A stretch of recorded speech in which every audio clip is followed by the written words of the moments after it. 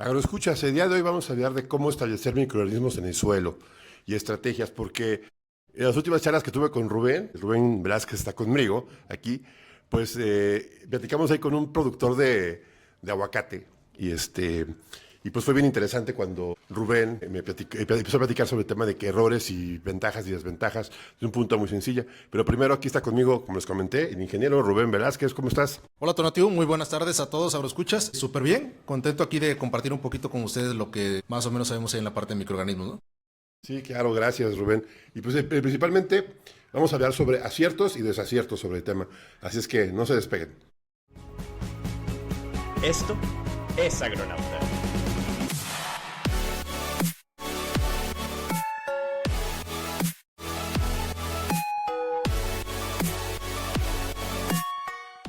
Bueno, hablando de muchos temas, yo le comenté a Rubén, estábamos en una vuelta de aguacate, y normalmente se hablan de muchos microorganismos y muchos temas sobre implementación y bioinsumos, y llegan gente y te venden N cantidad de productos, y se hace un desmadre y se crea pues toda una ciencia alrededor de esto, ¿no? Entonces yo le dije a Rubén, y Rubén, hay que hablar del tema, porque veo que cometemos muchos errores. Y como les comenté, el tema es cómo establecer microorganismos en un suelo. ¿Qué aciertos hay y qué errores tenemos? Porque muchos de los productores, luego muchas veces llegan y le ofrecen un producto, y ahorita que está tan de moda hablar del tema, llega alguien y le ofrece un producto, van, lo compran, lo ponen, y pues luego vienen bien diluidos, o es una cepa muy delicada. En general, ese es el tema. Entonces, Rubén, ¿cuál es el papel fundamental que tienen los microorganismos en la salud del suelo? ¿Por qué es de interés para la productividad agrícola? Ok.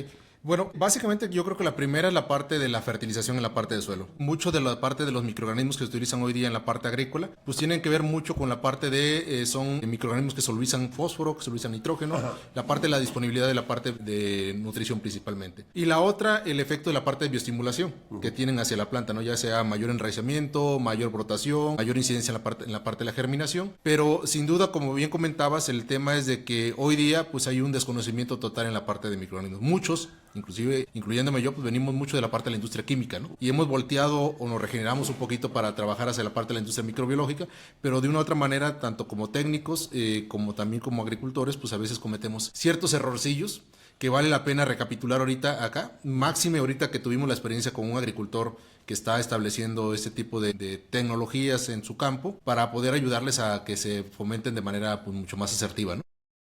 Por ejemplo, ¿por qué poner microorganismos? Esa gran pregunta. Dices, tengo un problema, tengo una necesidad o quiero tener una ventaja, ¿no? Por un problema, pues tengo una contaminación y voy a ocupar un microorganismo para atacarlo, ¿no? Que es un biocontrol, ¿no? Quiero hacer algo a favor de mi cultivo o quiero tener una ventaja productiva. En general, yo creo que eso es, a grandes rasgos, lo que hacen los microorganismos en el suelo, ¿no? ¿Y tú qué opinas? ¿Qué debe pensar primero el agricultor? Bueno, obviamente tiene una enfermedad, tiene que controlarla, ¿no? Pero no es así de que polvos mágicos o un agroquímico ya mate a todo el mundo, sino que tengo que establecerlo, ¿no?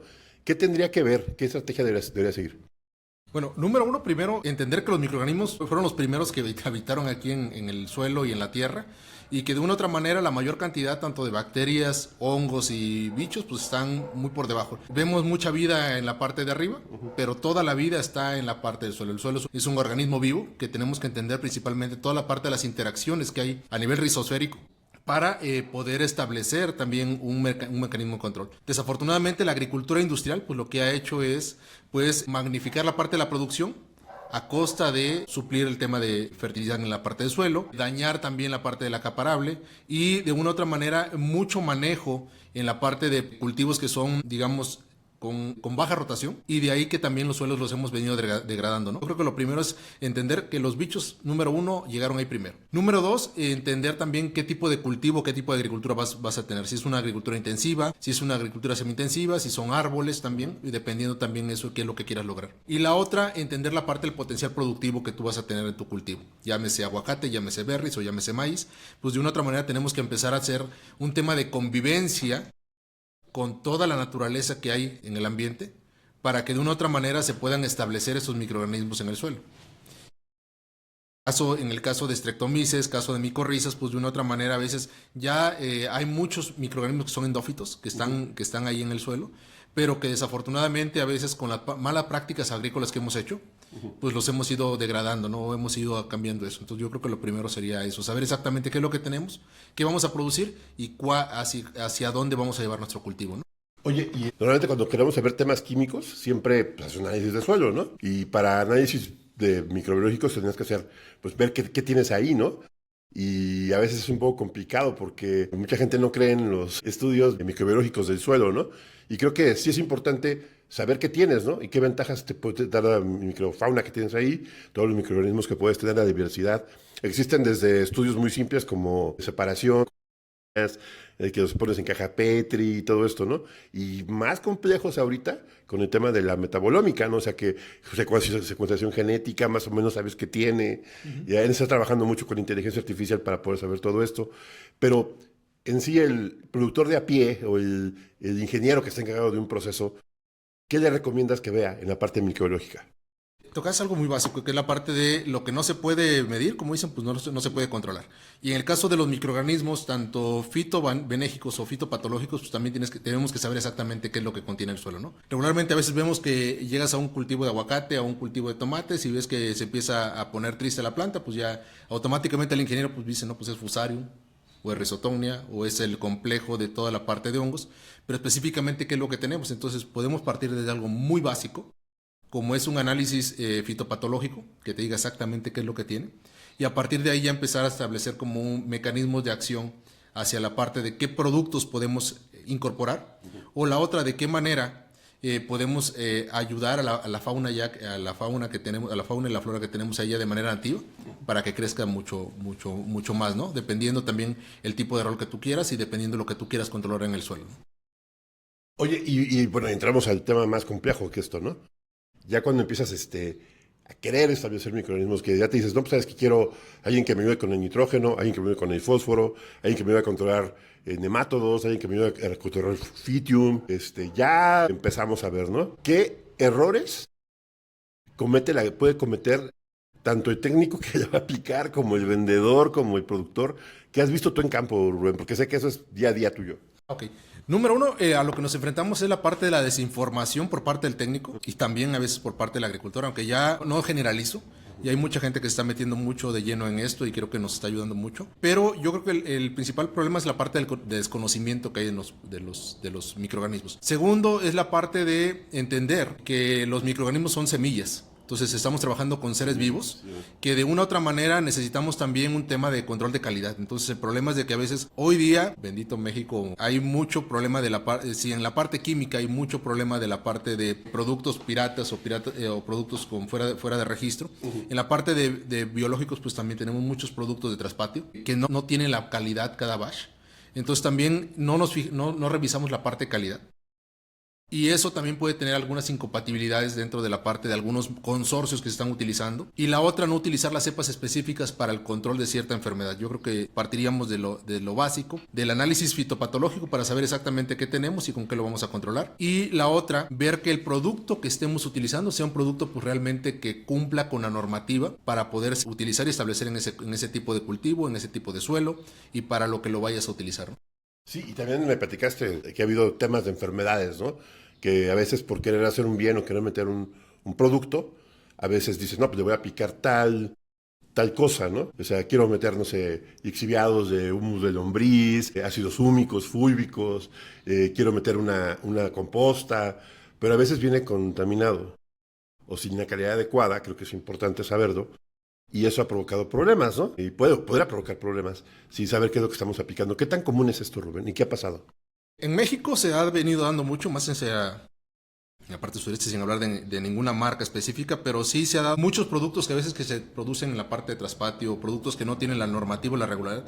Aunque creemos que es muy fácil que solamente tú pongas bacillus en un tanque, le pongas melaza y se empiece a reproducir y lo puedas meter, no sabemos exactamente en qué cantidad, qué calidad se está metiendo y la otra qué tipo de microorganismos benéficos o fitopatológicos se puedan establecer en él. Y eso ha llevado a que en algunos sitios a veces en lugar de sale más caro pues el remedio que el trapito, ¿no? Como vulgarmente se dice. ¿Por qué? Porque estamos contaminando ese tipo de suelo. Se ha dado en algunos otros países, en México no pasa, pero regularmente, hablando específicamente como ejemplo la parte de las micorrizas, ¿no? Sabemos que las micorrizas se establecen mucho en suelo a nivel raíz y Algunos productos que se han vendiendo, desafortunadamente cuando van a hacer el análisis, pues también traen algunas partículas de pitium, algunas partículas de algunos hongos fitopatógenos. Lo utilizamos como un medio para ayudar mucho a la parte del enraizamiento o para la parte de la inoculación, y pues resulta que a la vuelta de 2 o 3 años, pues ese campo que no teníamos enfermo, se empieza a manifestar una enfermedad que no estaba ahí.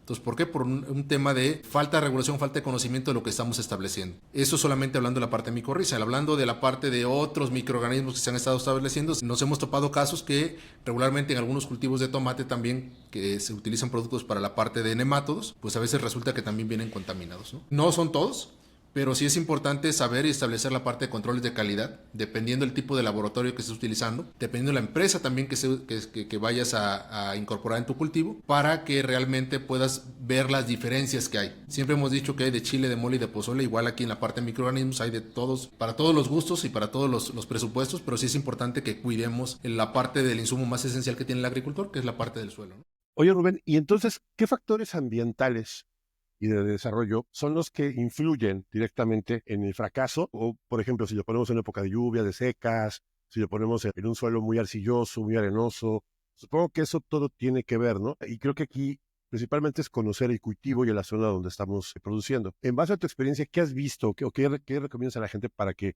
puedan incluir microorganismos dentro de su proceso? Lo primero, entender un poco la parte de suelo, ¿no? Y no tanto de la parte de la salud del suelo, sino ver la parte de los factores físico-químicos de la parte del suelo, ¿no? Hablamos tanto de la temperatura del suelo, pH, humedad también del suelo. Tiene que ver también mucho la parte de la concentración de materia orgánica. Afortunadamente, los microorganismos se adaptan a la mayor cantidad de suelos. Siempre han estado mucho más presentes antes que nosotros.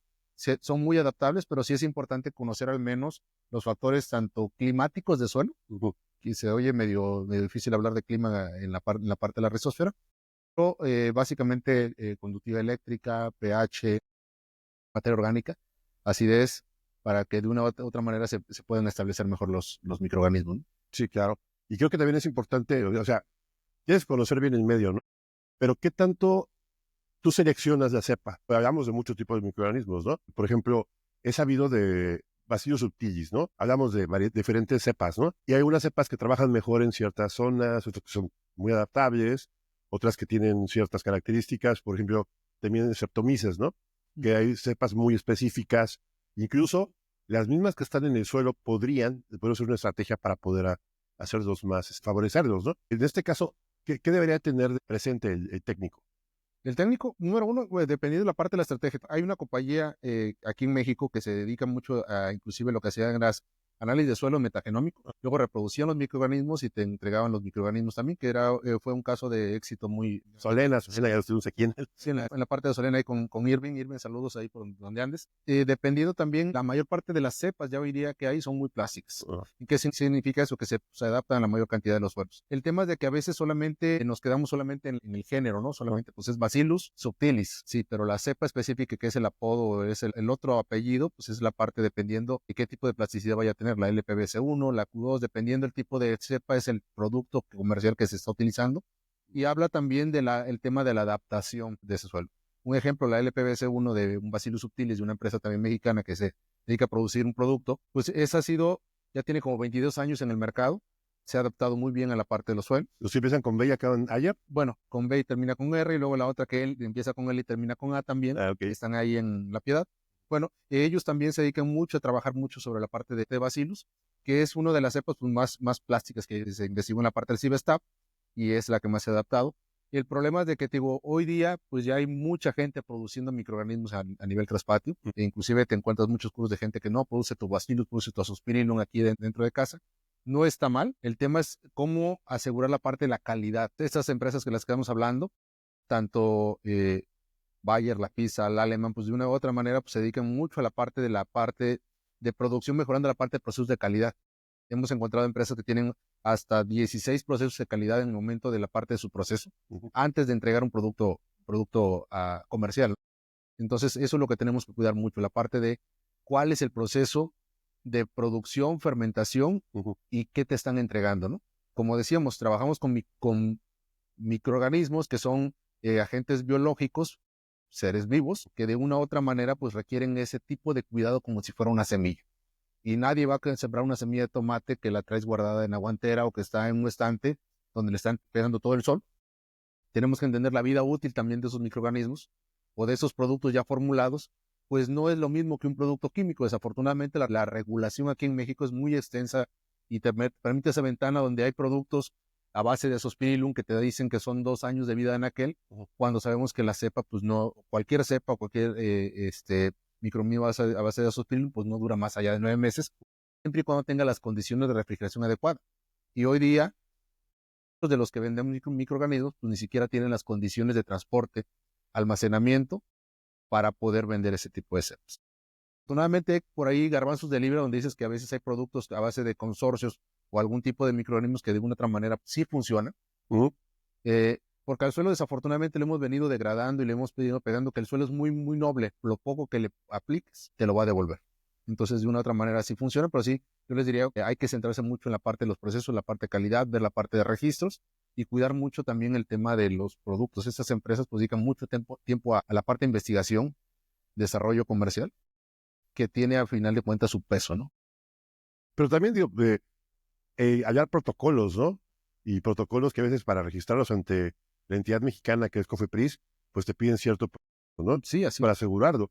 Y también creo que los sistemas de calidad en este caso, inclusive si no tienen ese registro, que tenga un sistema de calidad podría ser confiable, ¿no? O sea, que tengan registros, trazabilidad, Sí. de que compras el lote, la botella y todo, sabes de dónde vino, quién la fabricó. A veces debería haber un responsable de lo que pase en el cultivo, ¿no? Por ejemplo, que no vayas a meter una bacteria peligrosa. Habíamos de las peligrosonas, que son pseudomonas, E. coli, etcétera, que vayas a contaminar un cultivo, ¿no? O que pues no está diseñado para esa etapa, ¿no? Y creo que es otra parte importante, ¿no, Rubén? Porque podrías aplicar un producto que no es el adecuado. Yo, por ejemplo, he visto mucha gente que ocupa lixiviados para aplicación foliar. Y eso se me hace un poco riesgoso, sobre todo en los que son hojas, ¿no? O sea, hortalizas de hoja. Porque podrías propagar algo extraño, ¿no? Si no está bien, no está bien controlado. En ese caso, por ejemplo, meterás unas pseudomonas o un Escherichia coli o un vibrio cólera, ya sería muy complicado, ¿no? Y luego también, ¿de dónde vienen los insumos? Si los insumos vienen de pues una fermentación controlada en un bioreactor, que es aparte como biotecnólogo, yo la hablo y le digo, o que vengas de la degradación de materia orgánica, que viene de un proceso anaerobio, un proceso biológico, o sea, una composta, pues podría complicar todo esto, ¿no? Entonces, sí tener mucho cuidado a quién y cómo se le compra, porque no es lo mismo comprárselo a una persona que tiene bioreactores, que tiene ingenieros, calidad, todo esto. También, yo no creo que sea mucha la diferencia en costo-beneficio, ¿no? O sea, ¿tú qué opinas? La diferencia costo-beneficio entre uno y otro. Porque obviamente si tienes una cepa bien estudiada, pues esperas resultados replicables, ¿no? Así es. Y si tienes una cepa aleatoria, pues a lo mejor tus resultados no son tan inmediatos, ¿no? Sí. ¿Cómo se mide eso, Rubén? Tú dijiste algo, en la parte de tener un bioreactor, no solamente me compro el bioreactor, la autoclave y me pongo a producir como cuando se produce cerveza en casa, ¿no? La parte de la cerveza artesanal, que es muy buena también, vendemos levaduras para eso, pero sin embargo, tú mismo has visto que cuántos puntos de medición hay en un bioreactor, ¿no? Desde la parte de la oxigenación, ver la parte de pH, la parte de la saturación de oxígeno también. Entonces, de una u otra manera, yo creo que esas compañías cuidan mucho esa parte del proceso. Que puede ser más barato a lo mejor un producto de traspatio donde yo lo hago, lo fermento en un tanque de 200 litros, le meto melaza y ahí estoy vendiendo y produciendo. Sí puede ser barato, entre comillas, pero a final de cuentas no sabes el resultado que te va a provocar en campo. El hecho de que tú lleves una enfermedad tú provocada, pues a final de cuentas te va a salir más caro después estar curando. Ya tienes que hacer mano de químicos y después hacer mano también de la parte de la bioremediación con algunos productos biológicos, cuando de una u otra manera, pues a final de cuentas yo siempre he dicho que zapatero a su zapato, cada quien dedíquese a hacer lo que le corresponde. La parte de nuestro trabajo como técnicos es asesorar, la parte de las empresas pues es producir productos con buena calidad, y la parte de la agricultura es producir los mejores productos agrícolas para el consumo de la cadena productiva de la mejor calidad. Entonces yo creo que cada quien tiene su core dentro de este negocio de la producción de alimentos, pero sí tenemos que tener mucho cuidado con eso, ¿no? Al final de cuentas con la parte de cómo se produce y la parte de calidad. Ok, ya hablamos de esa parte, ya dejamos muy claro, ya quedó, Sí. Y me parece muy interesante. Pero ahora bien, por ejemplo, tú picas un microorganismo, ya llegas con un microorganismo fallecido, lo compras tu botecito, compras tu proceso, tienes tu ingeniero que te diseña tu sistema, lo metes a sus sistemas de aspersión, inyección, abono, fertilización, para no ser correcto. ¿Y cómo te aseguras, o sea, que esto está funcionando? Si, por ejemplo, pones unas artomisas, ¿no? Y sí, ya hemos visto porque controlas la enfermedad, ¿no? Pero, por ejemplo, pones un degradador de una que te ayuda con el nitrógeno, fósforo, todo esto. ¿Cómo te aseguras que te está cumpliendo? O sea, porque quizás como novia de rancho, ¿no? O sea, llegas y a mí vendes lo que me dijiste, ¿no? Sí. Y ya hiciste mis estudios de suelo y todo, y llego.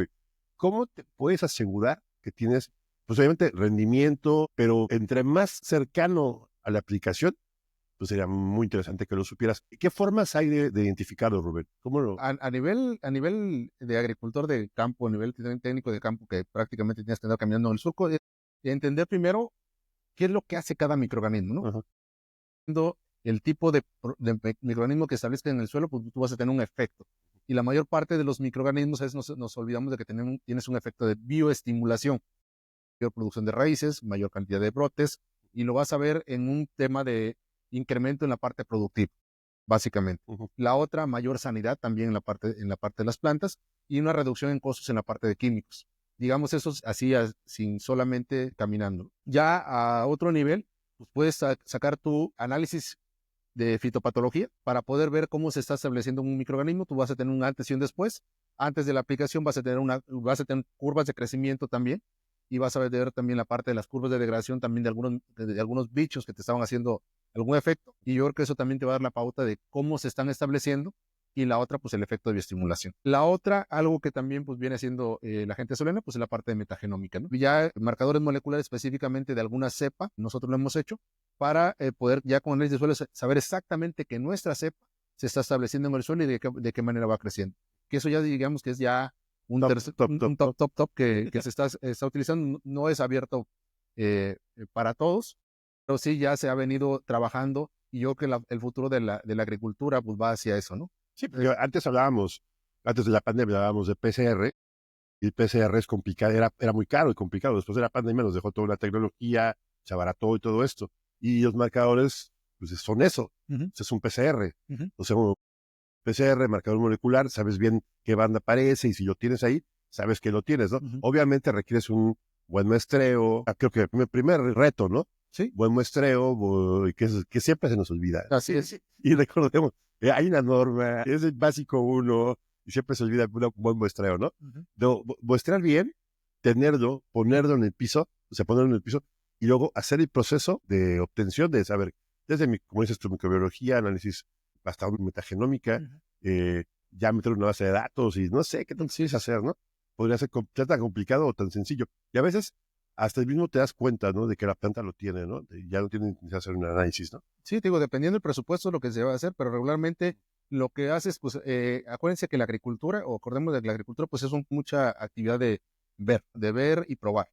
Entonces, pues básicamente lo que es aplicar el producto y ver qué es lo que se está haciendo. O sea, tengo más brotes, tengo más raíces, tengo la planta mucho más sana, estoy viendo mayor altura respecto a la parte del testigo no aplicado, o la otra, la comparación que se hace mucho con la parte de productos químicos. Desafortunadamente, a veces nos comparamos o queremos tener una reacción como si fuera un producto químico, cuando tú sabes que el herbicida, pues tú lo aplicas, inmediatamente pues mata, al otro día ya ves si funciona o no funciona. En el caso de los microorganismos, eso también es un tema de mucha paciencia. Y la agricultura, recordemos que no desde que plantas la semilla, que ya tiene la cosecha al otro día, es un tema de mucha paciencia. Y en la parte de microorganismos, establecer microorganismos también es un trabajo de mucha paciencia, mucha observación, y la otra, hoy día, mucho análisis de datos también. Ver exactamente qué se está produciendo, cómo se está produciendo y qué se está estableciendo, ¿no? Hablamos. Oye, Rubén, pues bueno, ahorita el punto siguiente creo que es muy importante. A mí se me hace muy, muy importante hablarlo. Te llegan con botes, ¿no? Y te llegan así, el proveedor te vende 25 botes, ¿no? Te vende que traen 10 bacterias, que traen 10 microorganismos, traen micorrizas, casi te trae todo, ¿no? Tú no usas nada más que. En este caso, ¿tú qué recomiendas? ¿Ocupar microorganismos individuales o consorcios microbianos? ¿Qué sería lo más, para empezar, qué sería lo mejor? Para empezar, yo diría, en mi opinión, porque regularmente todos los agrónomos siempre decimos depende, ¿no? Microorganismos ya de manera muy específica, muy individual, dependiendo del tipo de producto, el problema que tengas, ¿no? Si tienes algo de Fusarium, pues ya te vas con Streptomyces. Si tienes algo de, puedes ir con Tricodermas. Si tienes nematodos, pues ya también va a ser una estrategia de manejo que vas a utilizar. No todo sirve para todo. Y la otra, no el hecho que tú tengas una mezcla, porque el problema de que sí te encuentras productos que tienen hasta 10 o 12 microorganismos en el mismo botella o hasta más, pero nadie me asegura que realmente los tengan. Número uno, por la parte de registro, la mayor parte vienen registrados como nutrientes a veces, y no vienen específicamente como fungicidas. La ley a veces es muy amplia y te permite registrar o como coadyuvante o como nutriente ese tipo de productos, pero no sabemos específicamente que lo que dice la etiqueta realmente lo contenga.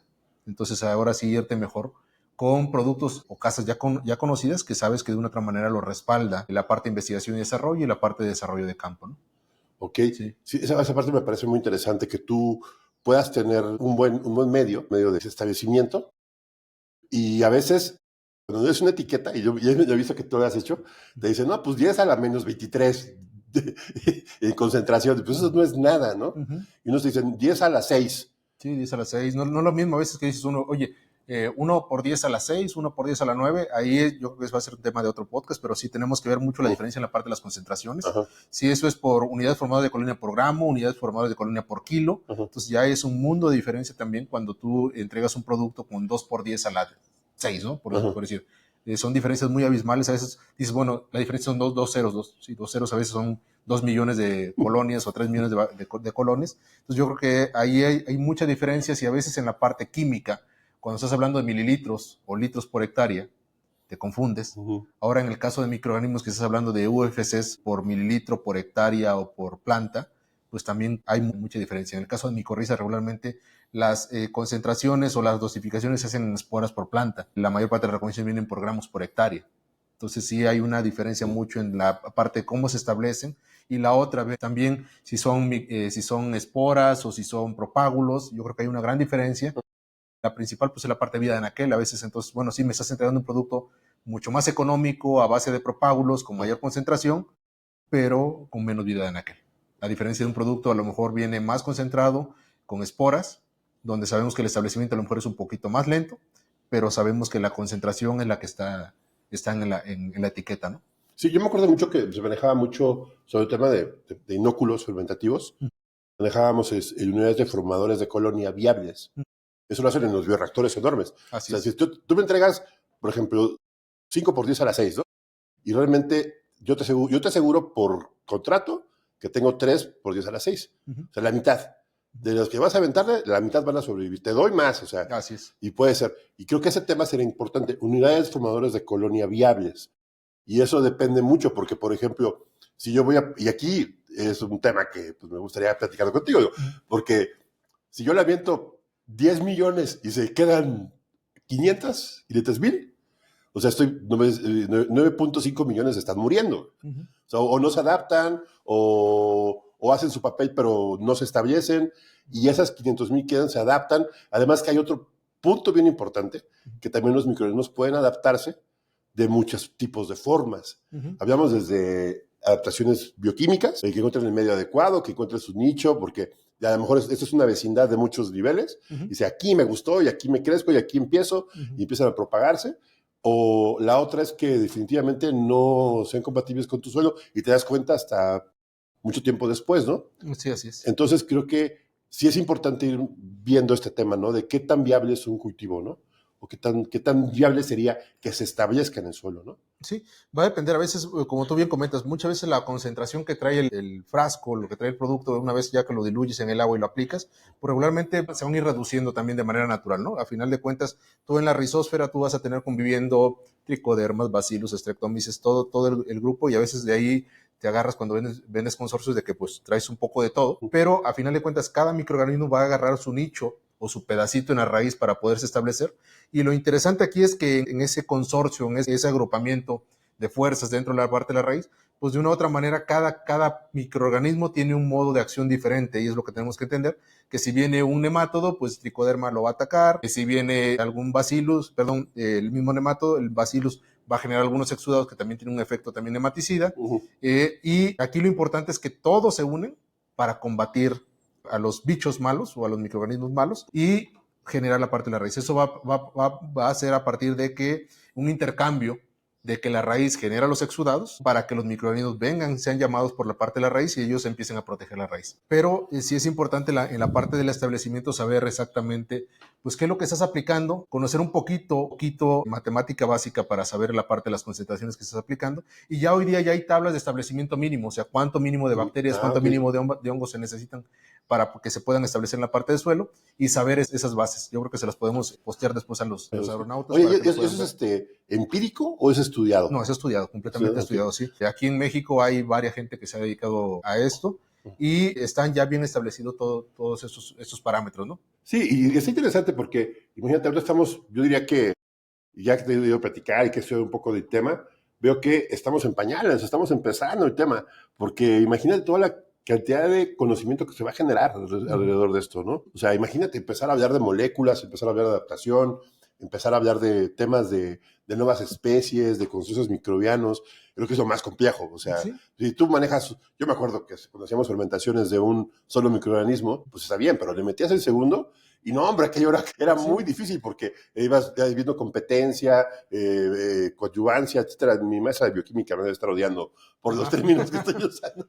Pero sí, era muy, muy interesante. Ya le preguntaremos a la doctora Eliana a ver qué opina al respecto, pero sí me hace muy interesante ver cómo se va moviendo el tema de los microorganismos en el suelo. Y ya por último, Rubén, yo creo que sí y creo que es una buena pregunta para ti. ¿Hacia dónde vamos? ¿Hacia dónde va este tema de los microorganismos en suelo? Ya hemos visto mucho, estamos en un boom, en mi muy particular punto de vista, creo que estamos empezando. Este boom ya tendrá unos 5 años que empezó el boom, o sea, que ya se sabía, yo desde que estudié, tuve una parte de fitopatología y estaba ya de moda, pero ya se empezaba a ver, pero ahorita hay un boom de bioinsumos, de microorganismos, de todo. ¿Cómo ves tú el futuro a corto plazo y a largo plazo de uso de microorganismos? Okay. El futuro, dice, pues ya nos alcanzó, ¿no? Regularmente siempre decimos que el futuro no es lo que habrá de suceder, es lo que tenemos que construir a partir de ahorita. Y en el caso de los microorganismos, ya vinieron para establecerse y para cuidar. No es nada nuevo. Tenemos más de 100 años utilizando levaduras para pan. Échale mucho más tiempo utilizando también levaduras para cerveza y para la parte de vino. En la parte agrícola, digamos que apenas estamos, no en pañales, porque ya se ha avanzado bastante en algunos investigadores que han estado al respecto. El tema es cómo nos educamos nosotros y cómo ayudamos a transmitir ese conocimiento al agricultor. Yo creo que desde ahí parte la parte de la base, porque ya hay mucho trabajo ya establecido en campo y a través de toda la parte de los papers, los investigadores en México y fuera de México que lo han hecho. Pero yo creo que el gran reto que tenemos pues se habla mucho de agricultura 4.0, maquinaria, drones y todo eso, sí, pero a veces estamos trabajando del suelo hacia arriba y nos hemos olvidado que toda la vida está del suelo hacia abajo, ¿no? Recordemos que inclusive nos dicen que en nuestro cuerpo el intestino es el segundo cerebro, y lo mismo en el caso de la planta, pues el cerebro está en la parte de la raíz. Entonces tenemos que estar trabajando más a nivel rizosférico, ver las relaciones de interacción que hay con la parte de microorganismos. Y yo creo que es una gran oportunidad para toda la parte de los técnicos, los agrónomos que están formando, irse hacia allá, ¿no? La parte de la carrera de biotecnología en el Poli, ¿cuánto tiempo tiene? Desde el 87 que se hizo la carrera, pues fue la primera generación. Después de las primeras generaciones, yo soy generación sexta. O sea que sí empezó, pero ahorita hay más biotecnólogos en proceso que agrónomos en proceso. Sí. El tema que hay muchos agrónomos que somos vendedores o que somos muy, muy comerciales. Agrónomos en la parte de investigación y desarrollo, pero de investigación y desarrollo aplicada vemos muy pocos en la parte de campo. Yo creo que el gran reto es eso, ¿no? Formarnos más, ser conscientes de lo que estamos aplicando.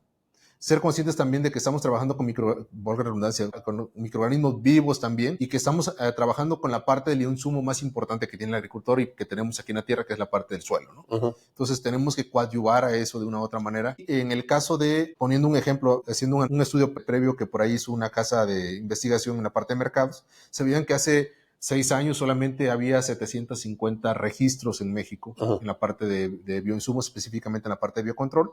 Hoy día estamos hablando que ya al día de hoy hay cerca de 7,000.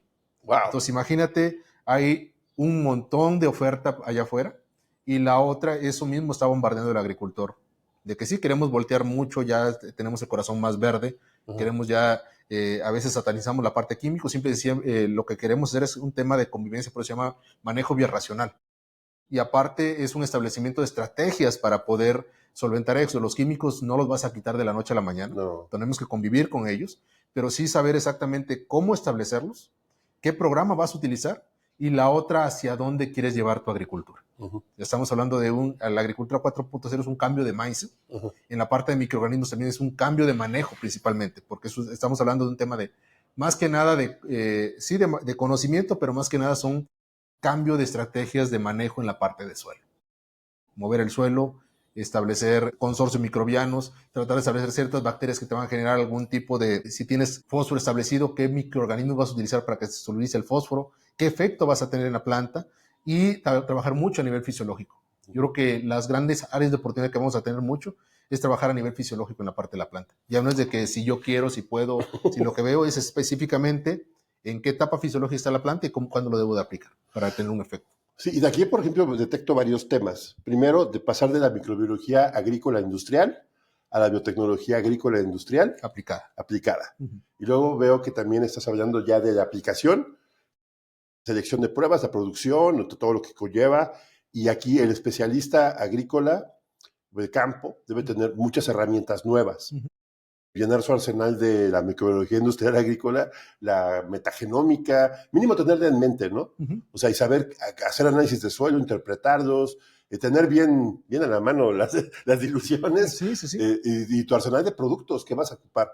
Hablamos biorracionales, hablamos bioinsumos, hablamos bacterias. A mí se me hace muy interesante usar microorganismos porque esto puede ser la gran diferencia entre poder establecer una gran ventaja en el cultivo, ¿no? Sí. Y se me hace muy fascinante todo lo que estoy escuchando. Creo que como biotecnólogo me siento muy a gusto. Y lo otro que hemos olvidado, Tonatiuh, es de que la parte de biotecnología y la parte de la agronomía van muy ligadas. Y la otra, que nos tenemos que estar actualizando. Día con día, o el doctor que no se actualiza, pues ya salieron ciertos medicamentos nuevos. Lo mismo pasa en la parte agrícola.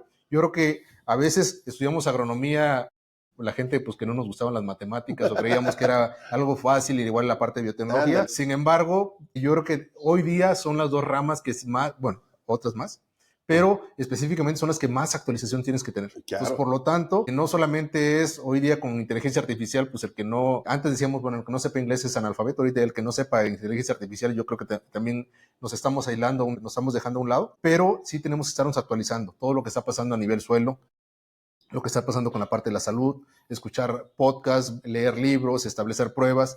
La agricultura es mucho de prueba y error, y trabajar mucho con el insumo, y perdón que lo repita, pero es el insumo más importante que tenemos en el suelo, el agricultor, que es el suelo. Entonces yo creo que desde ahí empieza la vida. Estamos sembrando vida, no estamos sembrando concreto. Así es. Esto no es minería. No es minería, entonces por lo tanto pues yo creo que aparte, no solamente estamos hablando de la parte del suelo, estamos hablando de que producimos alimentos y producimos salud también. Entonces de una u otra manera una manzana más sana, una lechuga más sana, pues va a tener a final de cuentas pues seres vivos mucho más sanos. La gente que nos estamos consumiendo, pues vamos a tener mejor calidad de vida, menos enfermedades a partir de la salud del suelo. Entonces yo creo que ahí viene un reto muy importante que tenemos como técnicos, como comunicadores y también como agentes de cambio. Sí, claro, a mí me está gustando mucho meterme en este tema. Pues Rubén, muchísimas gracias por el tema, abrimos esto. Sí, va a generar muchas preguntas, debería de generar muchas preguntas, debería generar mucho saber. Hay mucho que estudiar y yo digo, lo que he visto, he estudiado, estamos aquí, o sea, muy cerca, empezando. Así es que pues no deben de dejarnos un mensaje aquí a Rubén y a mí, a los demás agroescuchas, a agronautas, que estamos.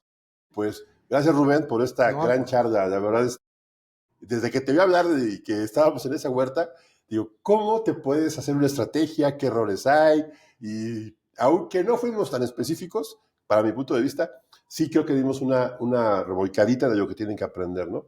Pues gracias Rubén. No, al contrario, yo creo que eso fue apenas la puntita del iceberg y yo creo que eso va a generar mayor información. Solamente pues estamos hablando de términos muy básicos de agricultura de pie, como decimos por ahí, pero si nos metemos más en profundidad yo creo que podemos generar mucho mayor contenido, ¿no?